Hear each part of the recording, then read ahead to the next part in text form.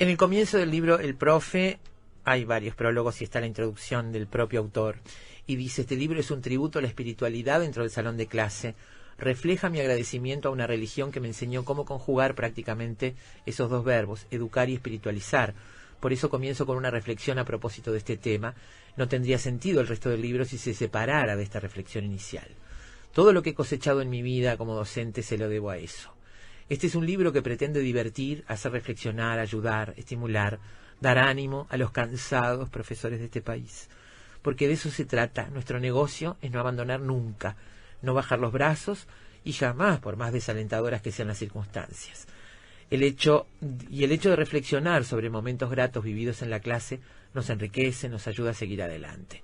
Sí, hagamos una lista de los recuerdos de los cuales estamos agradecidos.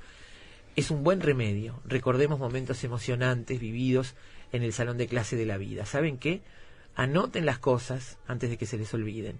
Hay innumerables recuerdos que nos entusiasman, nos dan aliento. Y guarden los trofeos de sus victorias, las cartas de los alumnos. Esto dice Rodolfo Schulze en su libro El Profe, un libro publicado en 2019 y donde él repasa su experiencia como docente, en este caso docente de matemáticas, esa materia que nos hace sufrir tanto y nos hace sentir inútiles muchas veces.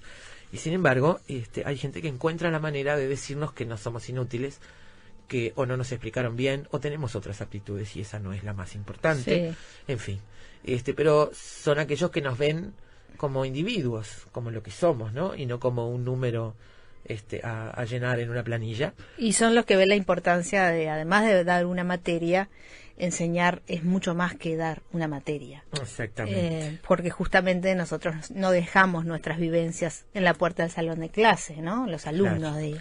Y los profesores tampoco. Los profesores tampoco. Cada uno de nosotros, lo dijimos hoy al comienzo, y seguramente los oyentes a esta hora estarán evocando nombres, cada uno de nosotros recuerda por lo menos un par de docentes que salieron. Pero no mucho más. No mucho más, esa es la pena, ¿no? Sí. Yo tengo mucho cariño por muchos de mis maestros y profesores, pero esos que sobresalen son 2 o 3 y uno los recuerda con muchísimo cariño. Bueno, siempre. Hay muchísimos alumnos que dicen que Rodolfo Schulz es uno de los profesores que sobresalen y bueno, estamos en línea con él para hablar sobre esto que también planteaba la película, que es cómo estimular a un alumno, qué es estimular a un alumno y qué es salirse del libreto. Un profesor como Rodolfo que así como un alumno rebelde terminó varias veces en la dirección.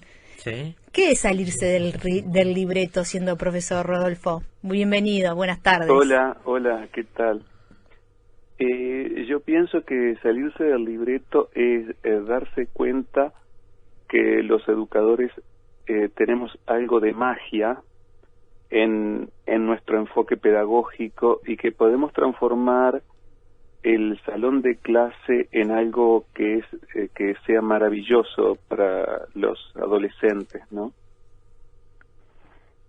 Está bien, pero ahí salirse del libreto es quizás olvidarse, o no olvidarse, pero entender que el programa es una parte, pero que hay otras cosas a tener en cuenta en el contacto con los alumnos, ¿no? Sí, y a veces es estar dispuesto a que te llamen de la dirección 4 o 5 veces por año para rezongarte por algo que hiciste en el salón de clase. ¿Por qué?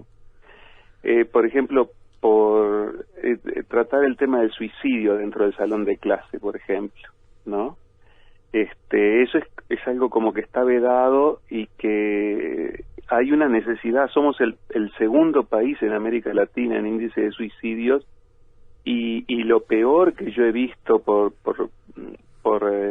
las conversaciones que he tenido con doctores y gente que sabe de la materia es no hablar del tema, sino que es necesario conversarlo y no tenerle miedo al tratamiento, ¿no? ¿Ese es tu argumento cuando te llaman de la dirección para rezongarte por haber hablado de ese tema? Sí, no sé, han sido muchas las oportunidades, no es solo por ese tema, ¿no? Pero me quería preguntarte por eso, porque salirse del libreto implica, como tú decías, ser rezongado. Este es un tema, puede haber otros, qué sé yo, leímos ahí en tus materiales el embarazo adolescente, no sé. Sí, ¿cuáles son las razones que te llevan a tratar esos temas en clase? ¿Qué es lo que tú buscas cuando haces eso?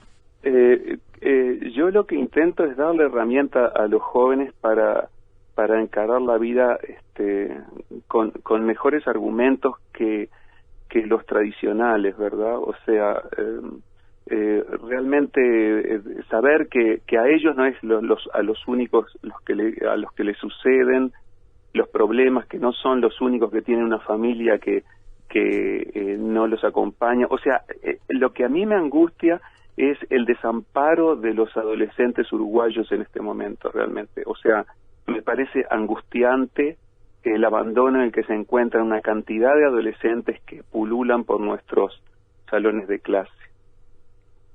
Cuando se entra a un salón de clase, obviamente no se deja la vivencia que uno trae, ¿no?, de las casas, y evidentemente no todos los profesores se detienen a ver qué es lo que pasa con ese alumno o esa alumna que llega al salón y quizás se pone a dormir o no está atenta o simplemente no puede razonar como debería un adolescente de su edad.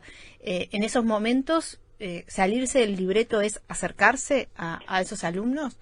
Ay, por supuesto. Por ejemplo, no sé, salís del salón de clase a buscar un borrador y encontrás una alumna tuya de otro grupo llorando ahí sentada sola en un banco, ¿no? Entonces, bueno, es impensable que vos sigas de largo.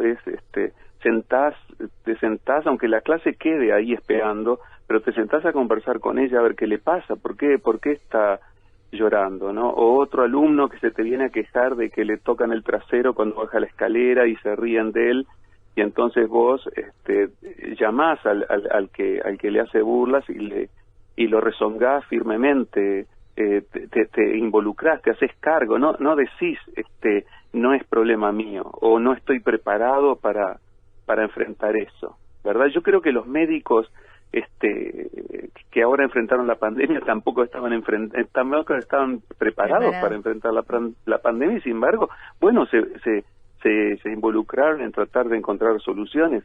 A nosotros nos pasa muchas veces lo mismo, ¿no? Y a veces uno va por el corredor y ve cosas en medio de un recreo y no puede decir lavarse las manos como Pilato, sino tiene que involucrarse, tiene que meterse las manos en el barro y ponerse a trabajar para resolver los problemas, porque es un mundo en pequeño, un liceo, ¿no? Y entonces los mismos problemas que a veces aparecen en los adultos aparecen ya, están germinando ahí en las vidas adolescentes que enfrentamos. Sí, ya esa etapa de la vida del ser humano es muy conflictiva de por sí, ¿no? Más Absolutamente que sí. Sí, definitivamente.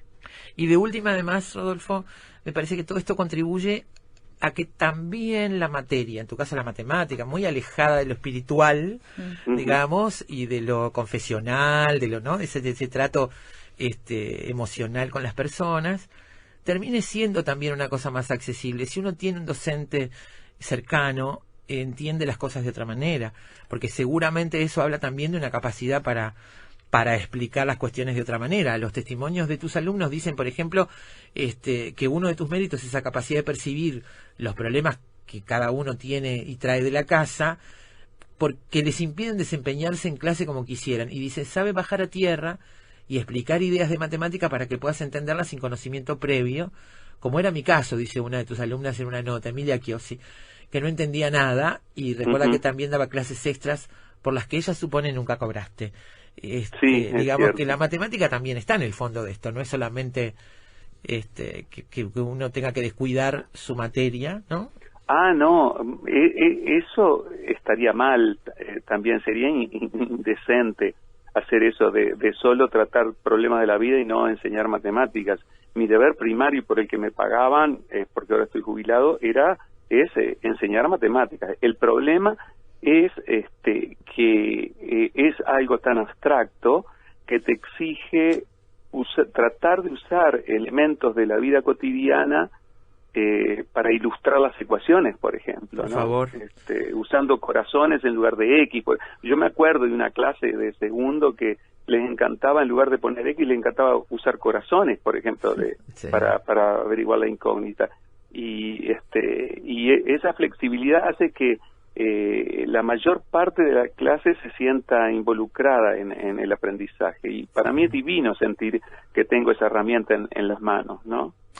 ¿Qué es lo que le falta al sistema educativo? Yo estoy pensando en matemáticas, me veo como adolescente en aquel momento, que para mí era el terror del liceo, porque yo no era buena en matemáticas y tampoco tenía quien estimulara mi capacidad, digamos. Seguramente alguna capacidad para la matemática tenía, pero no había quien la estimulara. O sea, ¿qué es lo que falta en el sistema educativo uruguayo en lo que tiene que ver con el estímulo al estudiante?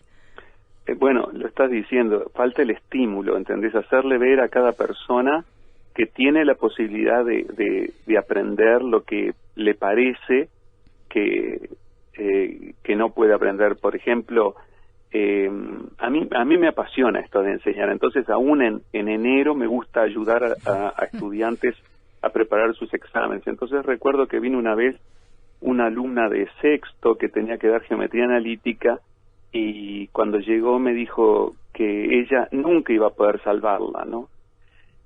Bueno, y empezamos a trabajamos todo el mes de enero preparando el examen, y me acuerdo, vos sabés que me pondría a llorar. Recuerdo el día que vino a donde yo estaba dando clase con el resultado de que había aprobado el examen, y venía la impresión que me dio verla llegar era como que venía volando, venía caminando en el aire porque había aprobado aquello que ella creía que era imposible.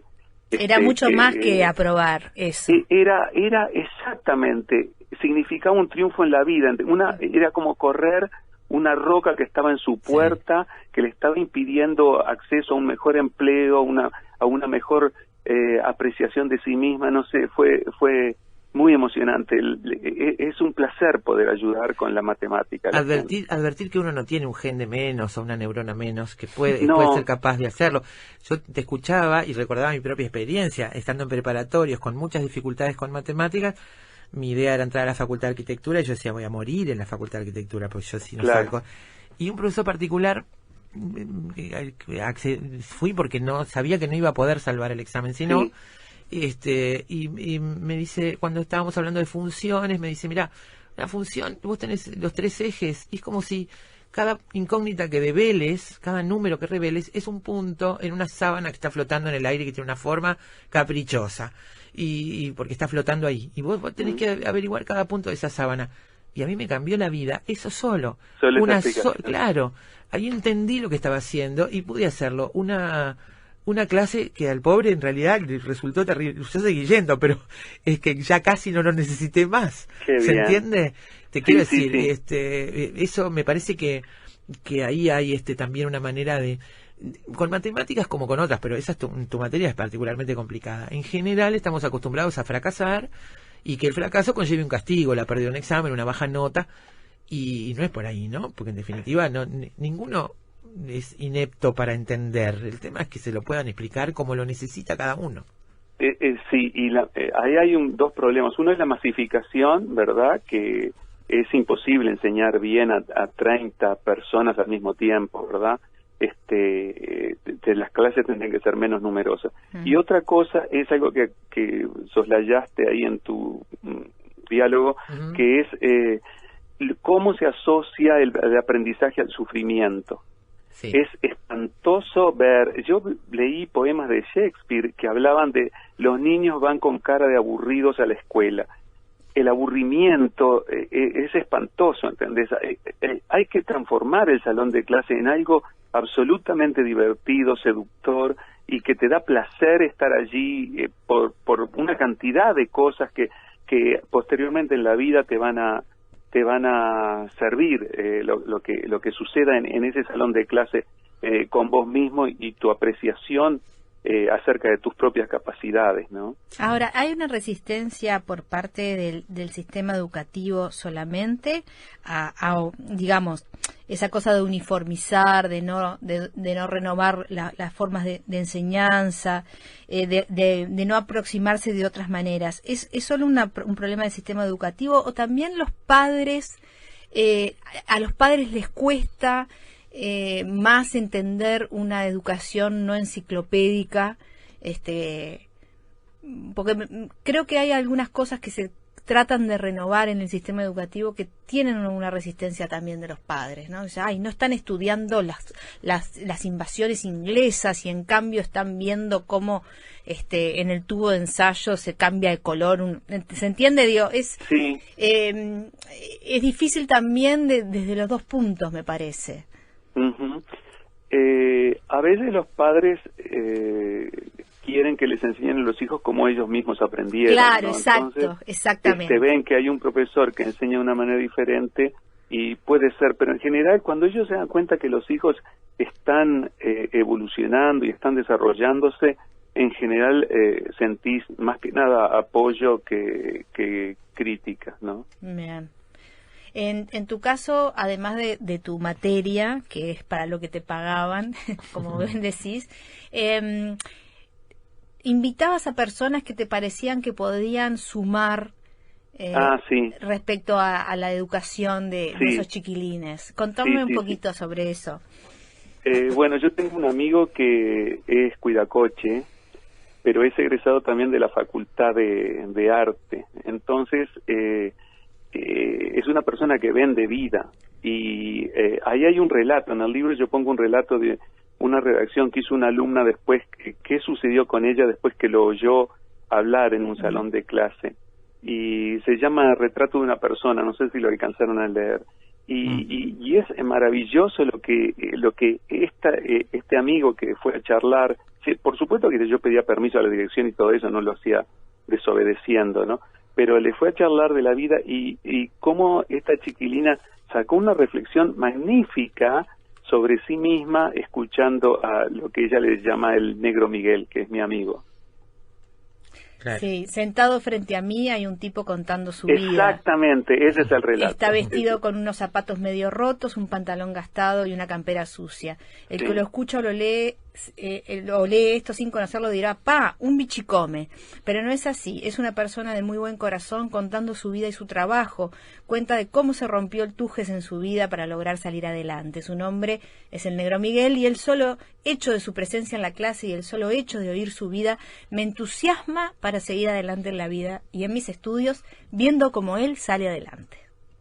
Exacto. Esa Luna tuvo que salir de la clase llorando porque se daba cuenta que su madre le daba todo y este amigo al que le falleció, no tuvo familia desde muy chico, con mucho menos estaba haciendo de la vida una maravilla, ¿no? Y la sigue haciendo porque es una persona maravillosa que está involucrado ahora en un proyecto de arte latinoamericano y bueno, está muy bien, muy feliz.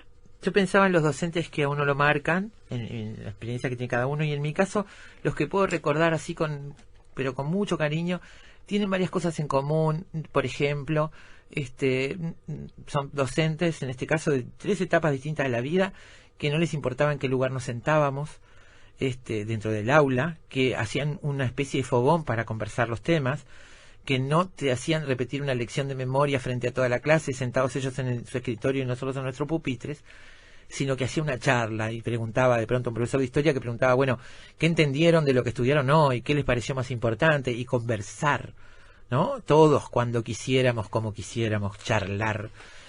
No sé, una profesora de dibujo que en las 3 horas que teníamos nos dejaba prender la radio, tomar mate. Bueno, que se salía del libreto. Exacto, cambiarnos de escritorio, trabajar juntos en una punta del salón, con otro grupo en otra punta. En fin, ese tipo de cosas que parecían tan por fuera, ¿no? Me parece que eso deja huella. Yo pienso en esos docentes y tengo cosas para decirle. Algunos se las he podido decir. Me parece que en tu caso está claro que hablabas en tu libro de las cartas como el mayor tesoro. Sí. ¿Qué dicen esas cartas? ¿En qué cosas coinciden esas cartas? ¿Qué es lo que tú más valorás de esas cartas? De algunos que dicen, me cambió la vida, ¿no? Que no es poco decir. Eso para mí es maravilloso. Hace unos 2 años recibo un mensaje por Facebook de un exalumno del cual yo no me acordaba que había sido alumno mío en el Zorrilla, y que me cuenta que estaba en cuarto en el Zorrilla y y el padre abusaba de él, laboralmente y de otras maneras lamentables. Había estado pensando en terminar con su vida, y a mí, yo no le gustaba, le parecía un profesor canchero, desagradable, y un día él cuenta que al final de la clase yo le digo que se quede a conversar conmigo, y él dice: lo único que me faltaba, que este imbécil me llame para conversar. Y bueno, él dice que yo le dije: ¿qué te pasa, guacho? Dice que yo le dije eso. Dice que con esa pregunta él se puso a llorar y me empezó a contar lo que le pasaba, la desgracia que era su vida. De lo que hablo es de ese desamparo que yo les mencionaba al principio, ¿no? Seguro. Y dice que me pareció tan grave la situación que vivía que después después que terminó el turno, me fui a tomar un café con él y seguimos conversando como 1 hora más, y dice que cuando terminó la conversación yo le dije: creo que te tenés que ir de tu casa. Y dice que esa fue la primera vez que él sintió que a alguien le importaba su vida. Claro. Y a raíz de esa pregunta, él empezó a pensar qué cosas tenía que hacer para poder irse de su casa y tener solvencia económica. Y al año, bueno, se fue de su casa y construyó su propia vida. Y bueno, ahí está relatado en el libro cómo Fernando se llama el alumno. Exactamente. Y bueno, para mí es maravilloso lo que me dijo. Aparte, las circunstancias en las que él volvió para decirme eso, porque él dice que él estaba estudiando para ser educador social, y una coordinadora que también había sido alumna mía y oyó su relato en un grupo, le preguntó: ¿ese profesor fue Rodolfo Schulze? Y él le dijo: sí. ¿Y alguna vez le hiciste la devolución? Y dice: no. Bueno, mira, yo lo tengo en Facebook, búscalo y le contás. Y así me llegó este relato que es muy, muy maravilloso, ¿verdad? A ver, que él me cuente que yo participé en ese toquecito en su vida. Y una cosa más banal quizás que ese relato muy profundo de Fernando, que realmente uno lo lee y se emociona, es imposible no hacerlo. Pero todos dicen en las cartas o en los testimonios que siempre llegabas con una sonrisa a la clase. Qué pavada, ¿no? Digo, pero qué importante también, que ¿no? Se nota que le gusta. Que todos resalten eso, de que llegabas con buen humor, con alegría. Eso es verdad, pero es que me siento un privilegiado, me siento honrado de que la vida me haya permitido ser un transformador de la vida de los adolescentes. Yo siento que entro con que tenemos un potencial. Los chiquilines, en realidad es el ambiente que ellos provocan en el salón de clase, lo que me hace entrar disfrutando siempre, gozando siempre esos momentos preciosos que voy a pasar con ellos en el salón de clase. Es algo intransferible, o sea, es algo maravilloso la oportunidad de el contacto con la juventud, que es la gema que tiene nuestra sociedad, la juventud. Es lo más precioso que tiene, y deberíamos buscar formas de darles el mejor sistema educativo posible para tener personas felices en un futuro, ¿no? Sí. ¿Cuánto hace que das clases a adolescentes? 35 años. ¿Y qué ha pasado en estos 35 años? Estamos hablando del desánimo, de la falta de estímulo, de los gurises que van a clase y no tienen ganas. Muchos docentes incluso, y algunos han hecho públicas algunas apreciaciones sobre que no dan clases a alumnos que no se interesen por las cosas o que les cuesta. Además sabemos, problemáticas diversas que pueden sufrir en esa edad compleja, como decía Carolina. Pero en 35 años, ¿cómo ves este tema del entusiasmo, las ganas, la vinculación que pueden tener los gurises con esa materia o con otras, con el hecho educativo, ¿no? Yo lo veo que en realidad nosotros tenemos que vender el contagio, contagiar el entusiasmo por aprender, hacer ver lo apasionante que es aprender cosas nuevas, y si nosotros no lo tenemos, es imposible transmitírselo a otros. Uno primero tiene que estar entusiasmado con las posibilidades que nos presenta la vida de aprender 1.000.000 de cosas, de detalles, de circunstancias que hacen que la vida sea maravillosa. Como decía Chaplin, no sé si es una frase falsa, pero dicen que él dijo una vez, la vida es maravillosa si no se le tiene miedo. Y hay veces que el docente siente mucho miedo, sientes miedo que el sistema venga y te muerda, como me ha pasado a mí, y a veces bueno, estás enfrentándote con el sistema, claro, con tu método de enseñanza. Pero también es cierto que el docente muchas veces piensa que es el alumno el que tiene que interesarse, que la obligación del alumno es interesarse, más allá de lo que ponga el docente, ¿no? De sí. Y eso es muy difícil, ¿no? Porque no es un ida y vuelta ahí. Yo no estoy de acuerdo con eso. Lo que pasa es que hay algunos que traen, ya al tener padres profesionales o padres que valoran la educación, ya vienen con algo de la casa.